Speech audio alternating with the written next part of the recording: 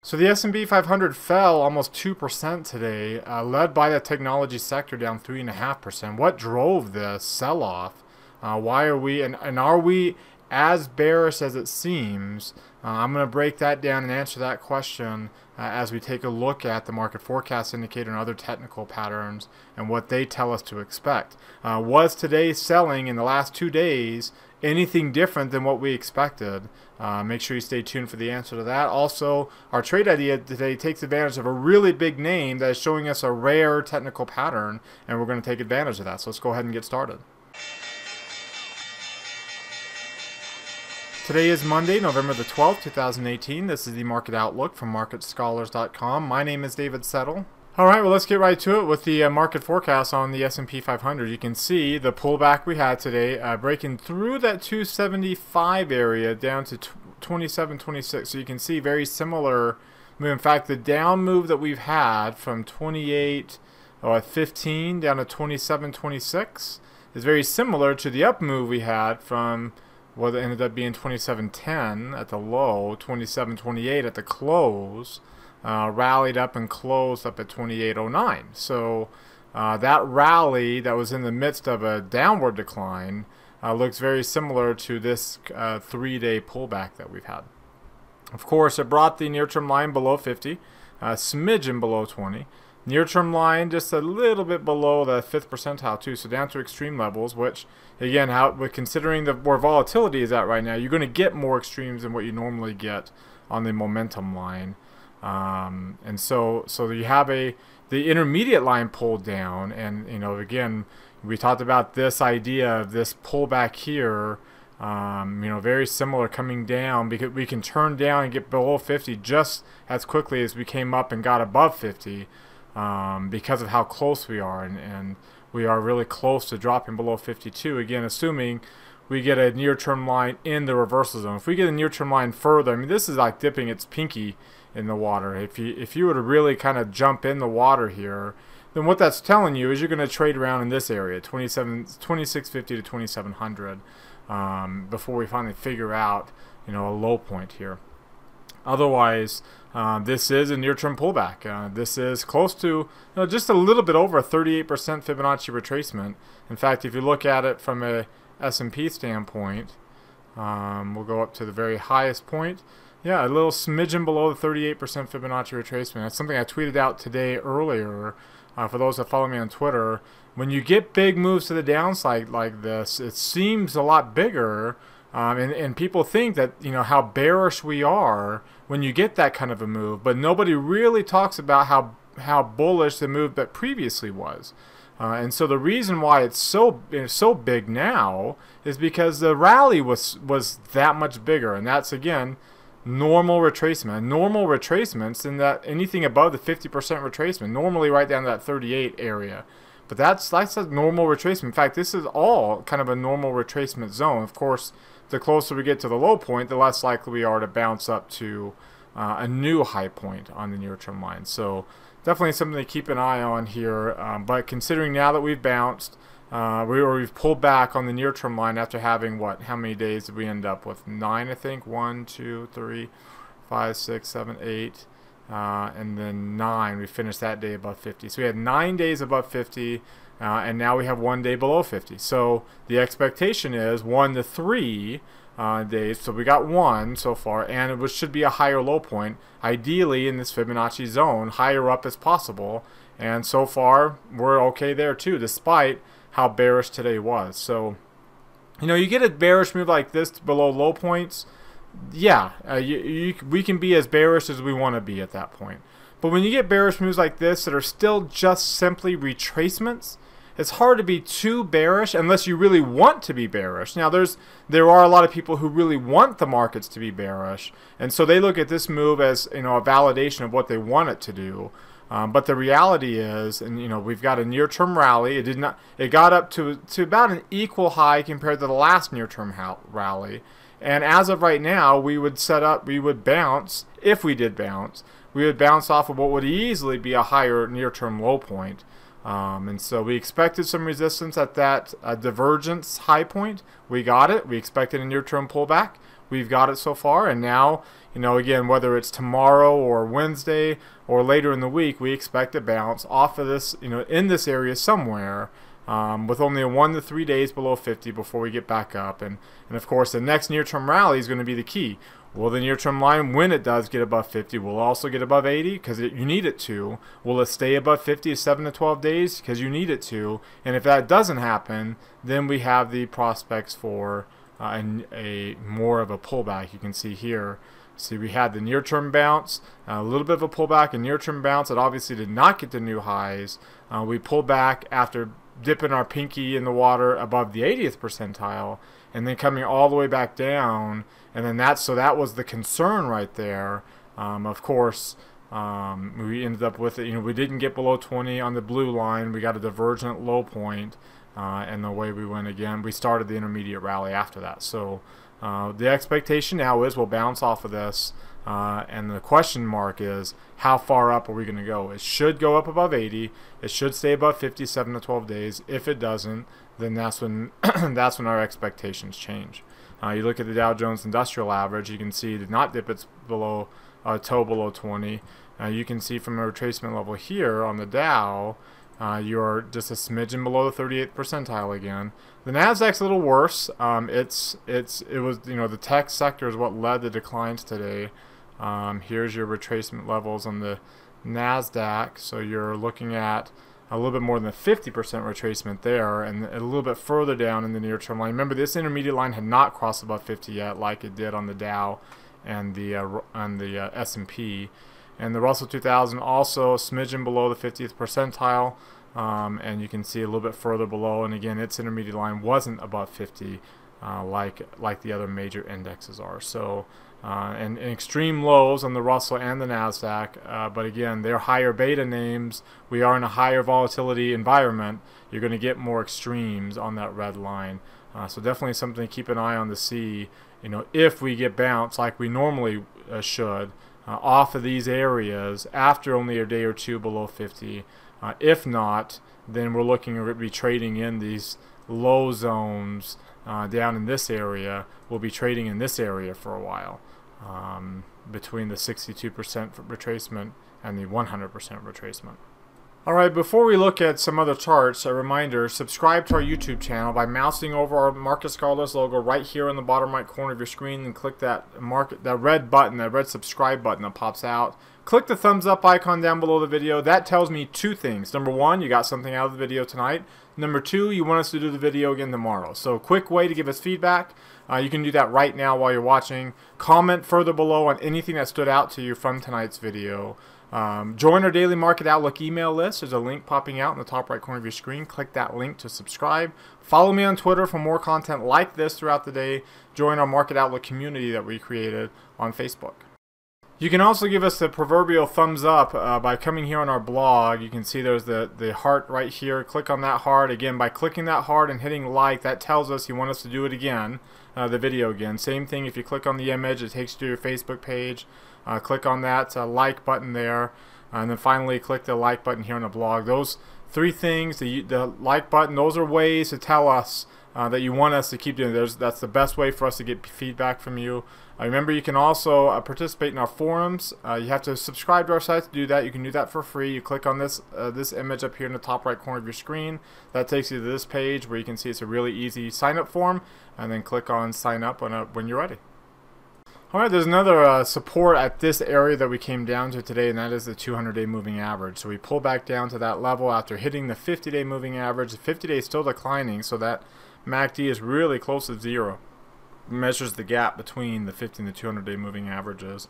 You look at the Dow Jones, it's just barely below the 50, still easily above the 200. The Nasdaq is back below the 200. And then, of course, the Russell 2000. Now, remember about the Russell, and there's your death cross in the Russell. Now, just a reminder, death crosses on the Russell 2000, that was something I tweeted out. Someone did some research on those. Death crosses on the Russell 2000 end up being here. Let's show you, so here's your death cross in Russell 2000 right when you got it, right in that area. And you can see the rally you had coming out of it. Here's 2016, the divergence that you had in a lot of markets here. There's your divergence there. So here is that when you got the death crosses, it was like August of 2015. By August of 2016, you were up about, you were to, not to new highs yet, but close. And of course, a little bit past that, you can see what happened. And of course, there's your recession and some of your other areas when you get death crosses, and where you end up going a year later. So absent big, and this was a big recession as well, right? So absent recessions, when you are in bull markets, because we're not in a recession yet, right? We haven't got that spike in the ATR. Then usually when you get these death crosses a year later, and according to past research from the Russell, ends up being a pretty strong bullish signal. When you look at the 3 green arrows on the S&P 500, you can see we got 1 red arrow again. When you look at the 2 line versions, whoops, that's over here, right? The 2 line versions of this chart, you can see we're back below the 8-day moving average. The 17-day is almost right on top of it. That's the blue line here, and the stochastic. So both lines are well up above the moving averages, and have pulled back down a little bit to it. Haven't crossed below it yet. So again, we'll see how much longer we stay below the 8-day moving average here. You can see that similar pattern over here where you rallied above the 30, you came back down, and then as soon as we got down, we got right back up above it. Both times we broke below the 8. So we'll see if we get a similar bounce now that we got back here in March of April, excuse me, late April of earlier this year. You can see on the intraday chart, we came down into this area of support and hit that 38% retracement, and we really fell below the 38 retracement right at the very end of the day. So that little dip below occurred late. For the most part, most of the day we were holding that 38% retracement.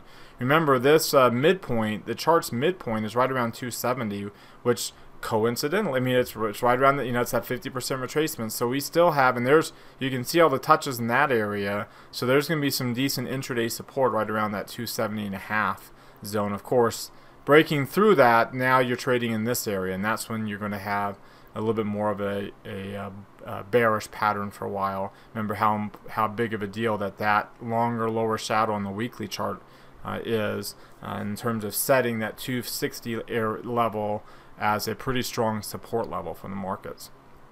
Of course, if you take a look at the range today, here we go. The range was just about 5.5 points, and not really a gap. We had a close at 277.76. The high today at 277.46, so about a 30-cent gap. So you add on, so about 5 3/4 points is our total range for the day, including the overnight trading. If you look at the volume down here, not extreme volume, so only 98 million shares trading hands. So again, shows that this is not as big of a deal as some would make it out to be. You go back and put that in context. 5 3/4 points is at the higher end of this range. It is right about 2%. It's 3%, 4%. That's when you start to worry. And then of course the volume at 98 million is about right here. So below average volume, bigger range, but below average volume. It's the bigger ranges with the bigger volumes. That's when you'll get more of a rapid decline here, at least more follow through. When you get the bigger ranges with the bigger volumes, you get a little bit more follow through, whether it's another day or two or 3.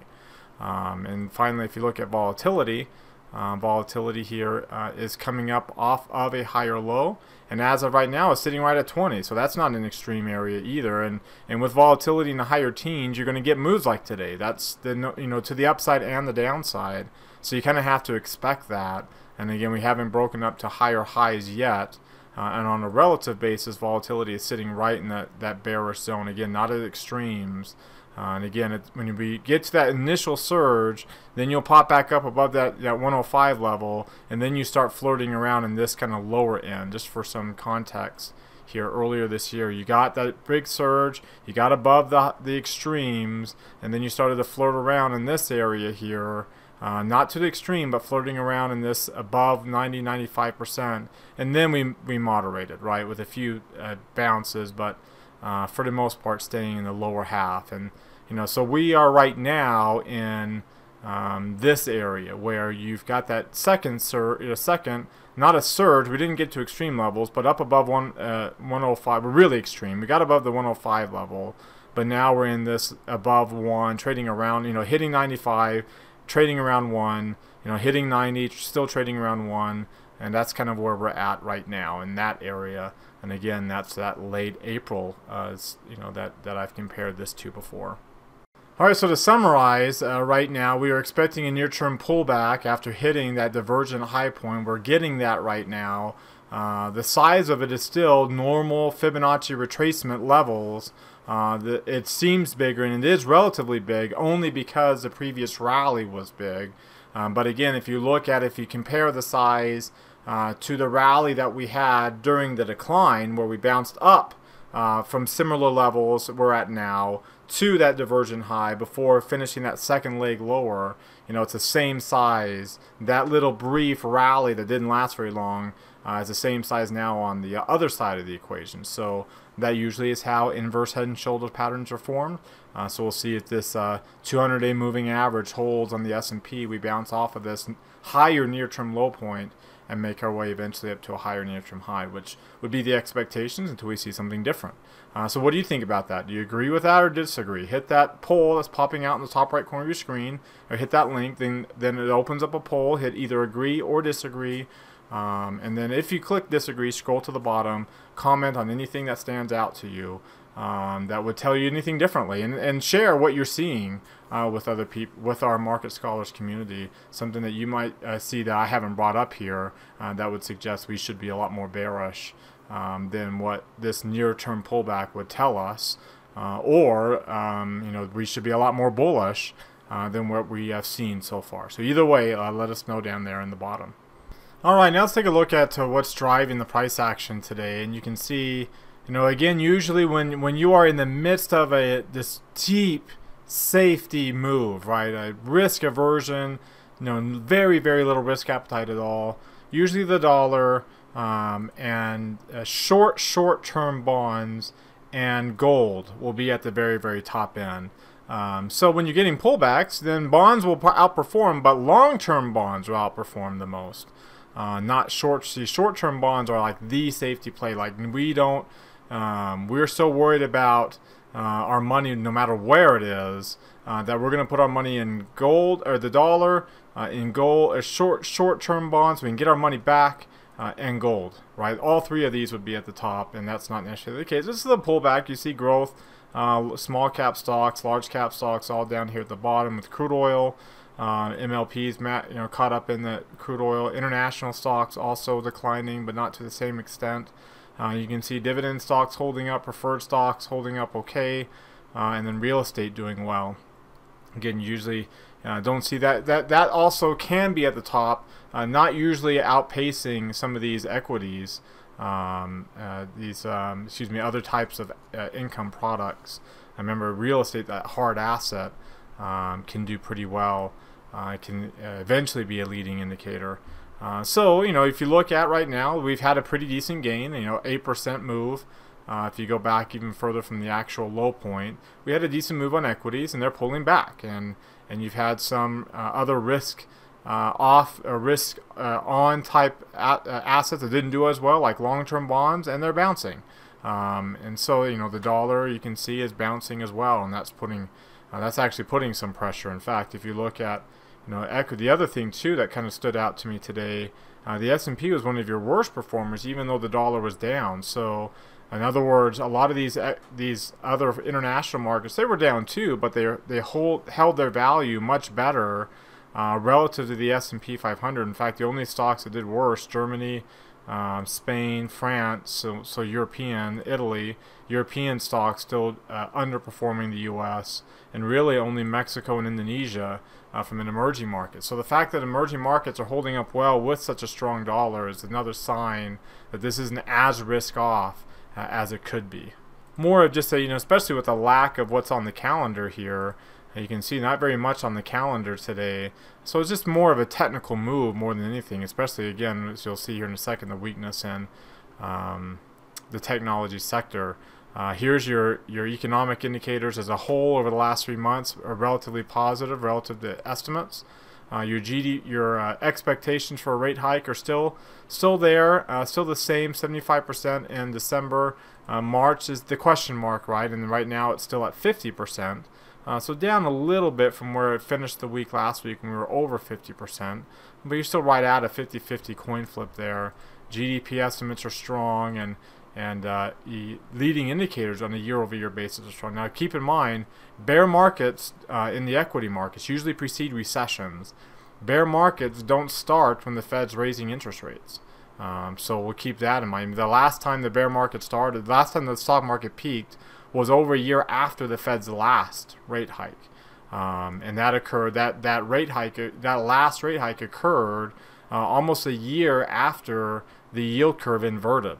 So, we haven't had that inverted yield curve yet, number one. And number two, recessions usually start after leading indicators have gone towards zero on a year-over-year basis. You can see all the shaded areas here, all these recessions. We've come down from high levels and hit zero, and we haven't started to come down from high levels yet.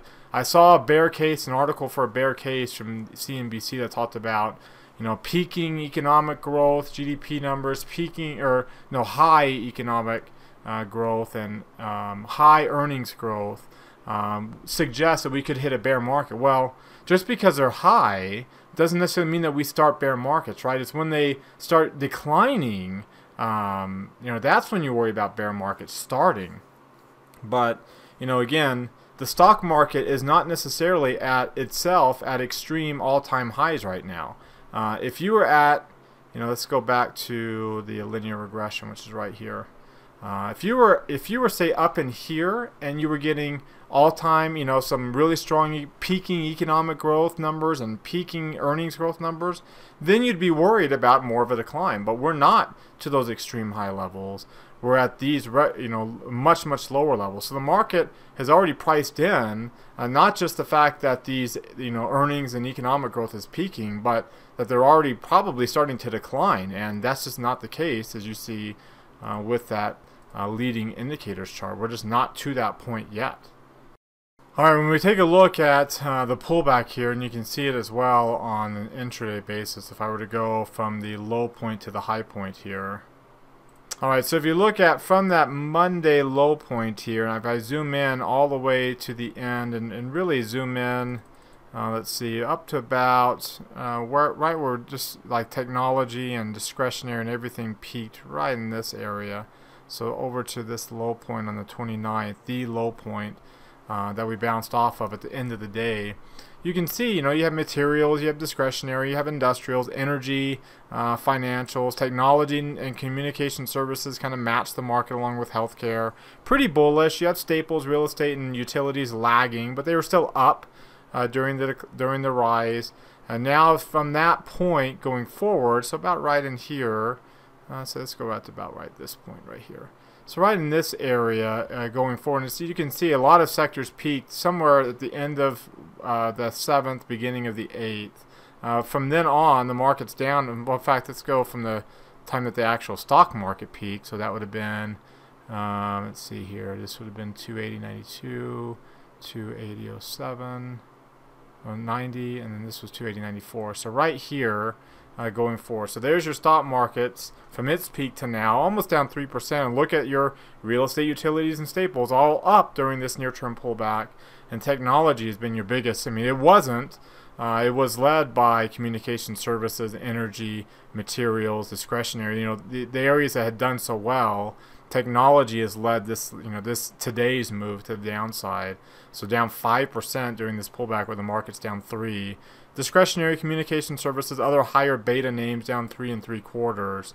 But those are the equity asset classes you expect to bounce up the most. They're the ones that pull back the most, and right now that's what's dragging the market lower. But not everything's lower. Even healthcare is down, but not down. It's down 2/3 of what the broad market is itself. So holding up better, and of course your other safe haven areas, more safe haven areas holding up the best, with long-term bonds rallying. These interest rate sensitive sectors, which have been struggling so much, are bouncing the most. just looking at today itself, you can see, these three areas held up today. Even communication services outperformed the broad market, along with healthcare and materials outperforming. But it was technology, your biggest loser, 3.5% decline after starting off with the biggest loss and holding that through all the way to the end. When you take a look at the sector chart here over the last 3 months, and of course, here, let me make sure I've got this updated over here to include a 3-month return. So you can see it's only got the 2-week return there. So let's go back to 3 months here. Hit OK on that. All right. So you can see the biggest losers over the past 3 months continue to be energy, materials, industrials. You have technology and communication services there, kind of higher beta names. There's consumer discretionary, staples, utilities, healthcare, real estate, all positive over the past 3 months. So these rankings here, 1, 2, 3, and then across all the way to 11, reflect brand and sector selector rankings. And you can see, over the past 3 months, utility is above a rising moving average. So is staples. Healthcare is above its moving average. It didn't pull down below it. Technology hit its moving average for resistance. You can see discretionary back down below it, kind of looking like the market. Industrials, materials, energy, all looking very similar, kind of hitting the moving average. There's real estate up above it. So you can see where the strength lies in the green charts. And you can see where the weakness are, especially in energy, materials, and industrials. Materials has a relatively high intermediate line, still rising, though shouldn't rise for too long, and nothing is too extremely down. You can see staples is showing a really strong intermediate posture, along with real estate, and utilities is now up above 80 as well, so it's in that strength area. A lot of these other areas in the 60s, 60 on financials, close to 60 on materials. 40s is kind of the worst case scenario where the market is. So we're not talking about extreme sell-offs here in a lot of these areas with strong enough intermediate postures where we start looking for these oversold clusters that we're just coming off of from that initial surge and then the secondary lows that we had. And none of them you can see, you can see technology is the closest, but none of them are forming those new 3-month lows yet that we hit in October. All right, let's take a look at, for our trade idea of the day, we'll take a look at Apple here. Apple's getting one of those rare oversold clusters we typically don't get. You can see the last 2 times we got that was in June of this year, in the rally we had coming out of that cluster. There's the rally, or the low point we hit earlier this year in February. We got that produced a cluster as well. If you go back further, if you go back 5 years, to see all the times that it's produced clusters in the last 5 years. So there's those 3 I talked about. There's another one September 17. There's another one here in October, November of 2016. And here's one in April of 2016. All of that during this bullish rally. You got a few here in 15 and 16 when the market was at the end of a bullish run. We had the death cross on the S&P 500. So that produced more clusters when you're in a bear market, or a bearish market. Not bear market, but a bearish market and a bearish trend. So you can see the declines that we've gotten. You look at the market sentiment line, which the last time market sentiment line, it's getting down to 57. The last time it was below 50 was right in here. So this is like one right in this area. Was one big market sentiment rally point here.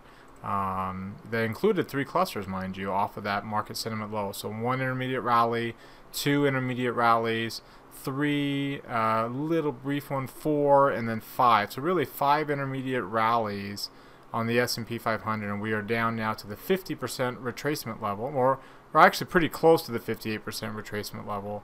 Where a lot of that volume is going to be. If you look at the Bollinger Bands for Apple, you have a big chunk of volume right here. So you can see why we filled in this area so quickly, because there's not very much volume after breaking through that low.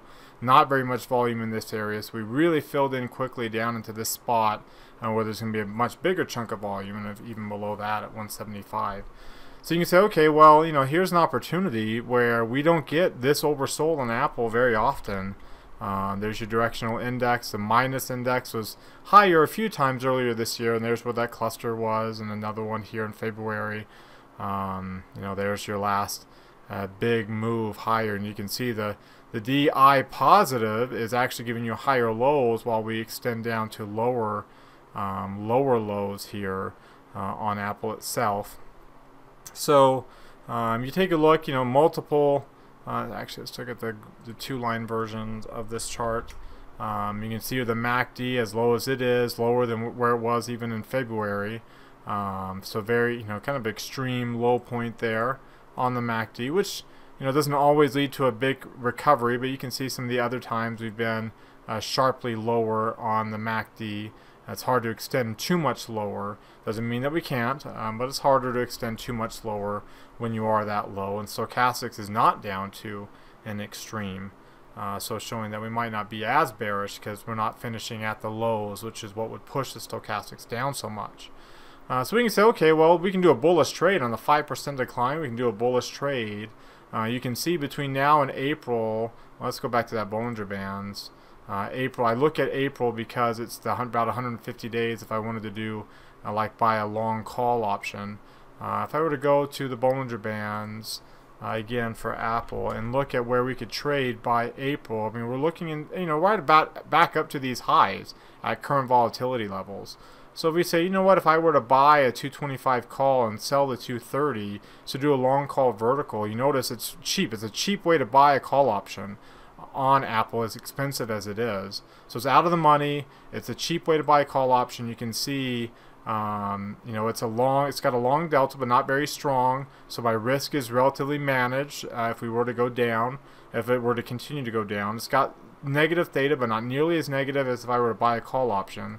So if I were just to straight up buy, say, this 210 call as an alternative, much bigger delta. If we were to go down, I'd lose more money. Much bigger negative theta, and you can see my Vega is bigger too, and my Vega is a lot more moderated here, and it's cheaper, $100 versus $900. And if we get up to 230, then I'll make $400 for my $93 of risk, so better than the 4-to-1 reward to risk ratio. Whereas, if I spent $900, if we got up to 230, I'll make $1,100 in profit. So not nearly a good profit to loss ratio by buying the long call. So long call vertical is a way that I can just put a trade on. I can manage my risk. It's very speculative, so I wouldn't put a normal position size on. And because I got a 4-to-1 profit loss ratio, I don't have to put a normal position size on. I can look for a really small risk and open myself up for a really decent return if Apple were to come off of these clusters and get back up to that 230 area, and I've got plenty of time to sit and let it and wait and let that thing work out. Alright, so that wraps us up for today. Tell me what you think. There's that link popping out up there in the top right corner. Let's chat about today's trade idea. Let's chat about anything you got out of today's video, or any questions or comments you have on today's outlook or on the market forecast indicator. Let me know in those forums. Remember, you have to subscribe, but you can do that for free. I showed you earlier in the video how to do that. Also remember to hit that thumbs up icon down below the video. That tells me you want us to do the video again tomorrow. Comment on anything. Subscribe to our YouTube channel. Subscribe to our Market Scholars website. Follow me on Twitter for more content like this, and join our Facebook community that we created for the Market Outlook video. As always, we appreciate you watching, and thank you for your time tonight, and we'll see you all tomorrow.